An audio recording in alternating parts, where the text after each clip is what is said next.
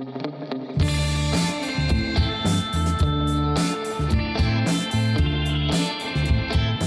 við höldum áfram með föstudagsþáttinn. Nú ætlum við aðeins að forvitnast Feldenkrais. Til mín komin Sigríður Stefánsdóttir sem að þekkir þetta aðeins. Velkomin. Takk. Við erum að tala einhvers konar hreyfingu og meðvitund. Getur útskýrt þetta Feldenkrais aðeins? Það stundum tala að Feldenkrais sé bara tækni eða kennsluaðferð sem gerir okkur meðvitaðir það hvernig við notum líkamann. Já. Hvernig við getum hreyft okkur á auðveldan hátt og svona samspil eiginlega hugar og líkama og hreyfinga.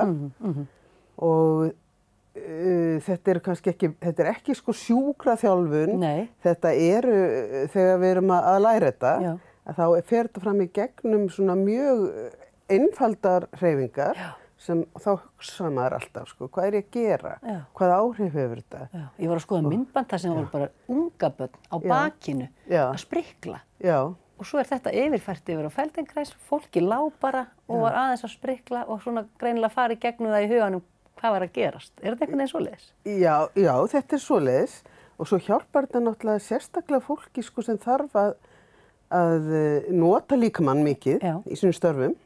Sumir segja þetta bara gott fyrir heimilistörfin og hugsa eins það hvernig maður vinnur þau. Já, akkurat. Og svo náttúrulega eins og í þessu tilfelli hérna, þar sem að það eru Parkinson-félagið og Sjálfsbjörg sem standa þessu námskeiði, að þá þetta mjög gott fyrir fólk sem hefur skerta hreyfiþörf og þarf virkilega að læra hvernig það getur auðveldað sér að halda áfram. Já. Og konan sem að koma að halda námskeiði, hún nú mjög merkileg kona, ekki satt? Jú, mér finnst hún alveg stórmerkileg, Síbil Urbansis. Já. Þessi kona rúmlega áttræð, þó maður skynji það nú ekki. Nei. Hún kemur til Íslands eins árs með foreldrum sínum sem að flýja undan nasismanum. Móðir hennar var af gyðingættum. Þau eru bæði hámenntuð foreldrar og koma til Íslands 1938. Og Síbil, hún elst hér upp í Reykjavík. Gengur í menntaskólanum, stúdent þaðan og byrjar svo að stúdera norræn fræði í háskólanum.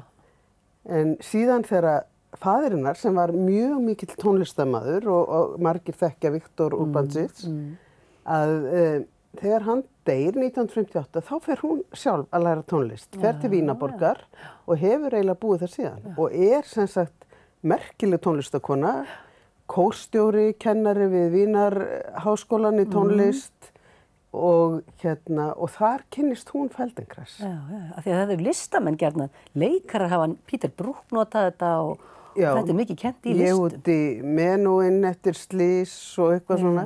Þetta sem sagt, Síbil kemur inn í þetta á þann hátt að hún þarna í tónlistinni, kynnist þessari tækni sem að sem sagt maður fæddur í Úkraínu og síðan bjó síðan í Ísrael. Verkfræðingur og hámenntaður og hann fer að stúdera svona þessar hreyfingar eftir að hann sjálfur búinn að lenda í einhverjum vandræðum í íþróttum. Já. Og eyðir svo bara 40 árum í það að finna þetta út, hvernig þetta best gert. Og nú Feldenkrais kennt allan heim. Já. Það eiginlega alveg sama hvar maður kemur í heiminn og maður getur allstað fundið Feldenkrais. Og það Feldenkrais Institute í New York. Já.